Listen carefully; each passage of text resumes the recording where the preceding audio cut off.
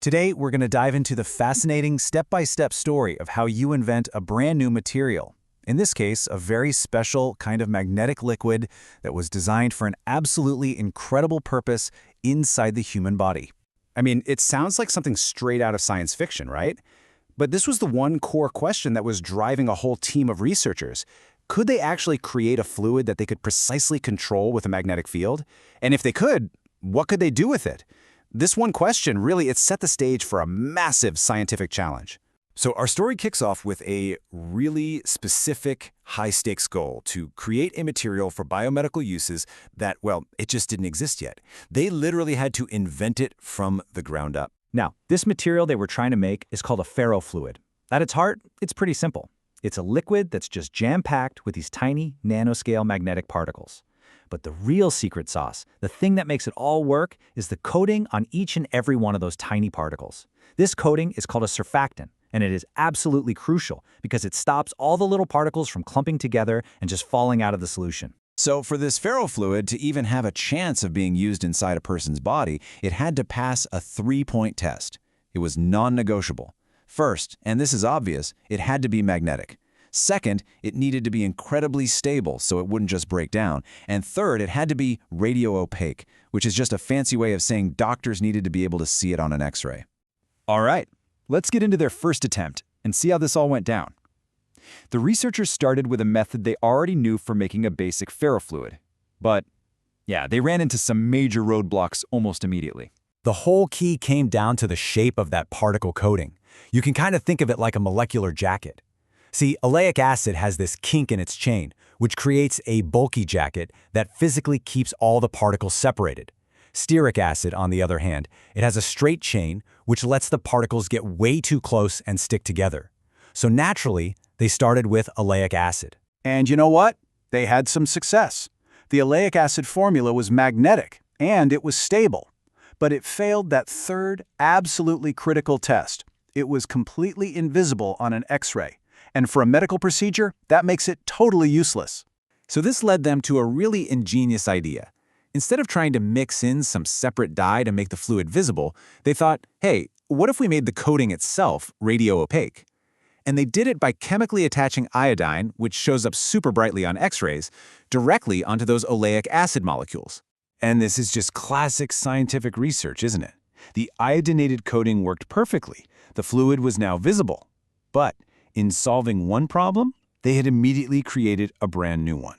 The issue this time was solubility. For the fluid to be effective, they needed to dissolve at least 300 milligrams of it for every milliliter of solvent. But this new formula, it topped out at only 200. It just wasn't concentrated enough to work, which forced them right back to the drawing board. A dead end. Okay, so this next phase of the quest is where things get really wild. It led to a huge breakthrough, but also to a completely bizarre and unexpected new challenge that pretty much threatened the entire project. The team decided to try a totally different type of coating, this time based on a molecule called a glycolic acid derivative. And it was a huge success. This new formula dissolved perfectly, finally reaching their target concentration. The solubility problem was solved. It seemed like they were in the clear. But then, the plot twist.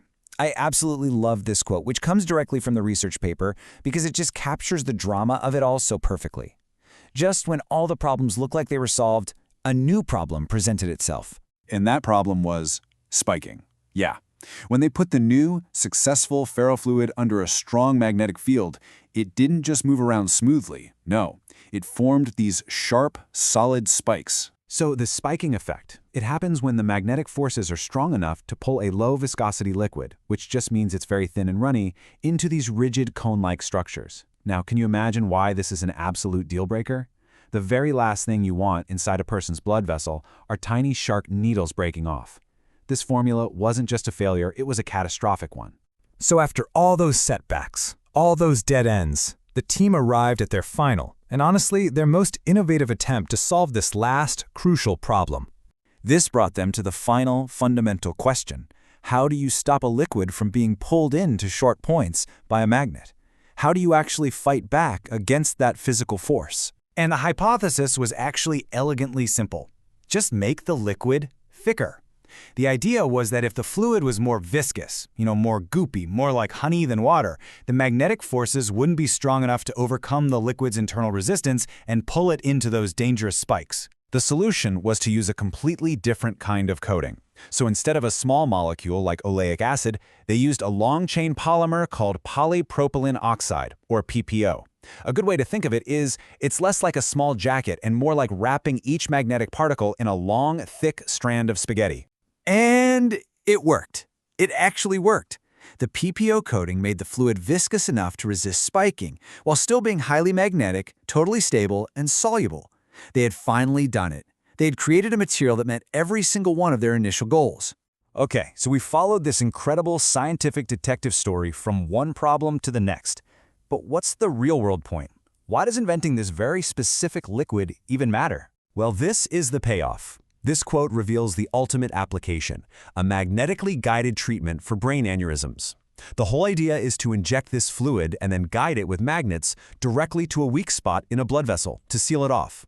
And as the research says, so far, the results are promising. Following this journey from just a simple question all the way to a potentially life-saving material, it really makes you wonder, doesn't it? What other impossible materials are being painstakingly invented in labs right now, just waiting for their moment to completely change our world?